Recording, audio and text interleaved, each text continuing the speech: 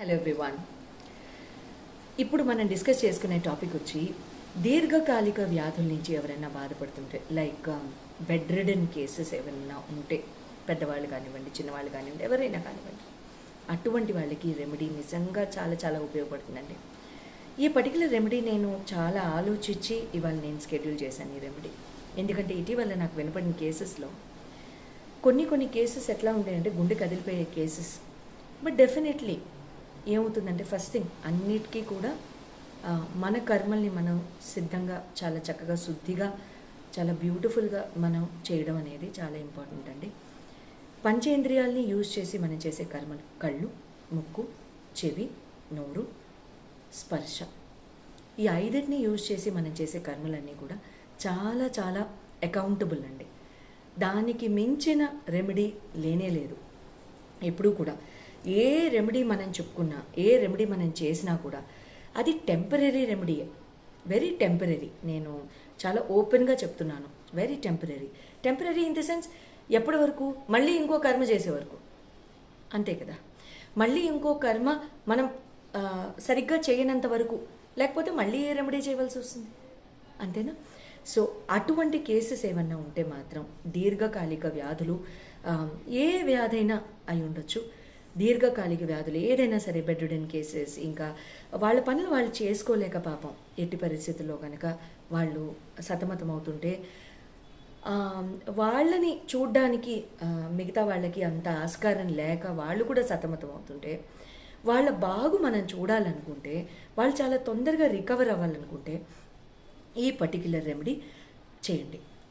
పటిక ఉంటుంది కదా, they call it alum in English, phitkari and Hindi.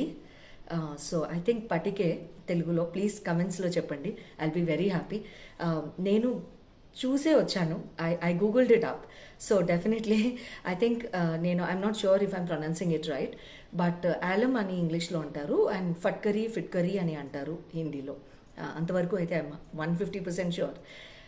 ఆ పర్టిక్యులర్ ఆలమ్ని 200 grams ఆర్ 400 grams, 200 or 400, దాన్ని ఒక చిన్న ముక్క కొనేసేసి, ఏ రోజైనా పర్వాలేదండి, సాటర్డే అయితే ఇంకా బెటర్, ఎక్సలెంట్. ఒక మట్టి కుండీ తీసుకోండి, చిన్నదైనా పర్వాలేదు, పెద్దదైనా పర్లేదు, మీడియోకర్ అయినా పర్వాలేదు. ఆ మట్టి నిండా పేర్చేసేయండి, కుండీ నిండా. తడి మట్టి అవ్వక్కర్లేదండి, పొడి మట్టి అవ్వక్కర్లేదు, నార్మల్ మొక్కల్లో వేసే మట్టి. ఇసుక వేయకండి, నో శాండ్ ప్లేస్, ఓకే. అది మట్టి వేసేసిన తర్వాత ఈ ఆలమ్ పీస్ ఏదైతే ఉందో 200 or 400 పీస్, ఆ పీస్ని 200 grams or 400, డబుల్ కాదు నేను చెప్పేది, ఆ పర్టిక్యులర్ పీస్ని ఆ మట్టి కుండీలో పేర్చేసేయండి. పైన కవర్తో పెట్టాలా, మూత మూసి పెట్టాలా, గుడ్డలో కట్టి పెట్టాలా, ఓపెన్, ఓకే. ఆ కుండీని ఈ పర్సన్ ఎవరైతే ఉన్నారో, whoso ever the person is, sickness నుంచి బాధపడుతున్న పర్సన్ ఎవరైతే ఉన్నారో వాళ్ళ బెడ్రూమ్లో ఎక్కడో చోట, లేదా వాళ్ళు పడుకునే చోట ఎక్కడో చోట పెట్టేసేయండి. వాళ్ళకి దగ్గరలోనే ఉండాల్సిన అవసరం లేదు, దగ్గరలో ఉంటే మరీ మంచిది, ఎక్సలెంట్.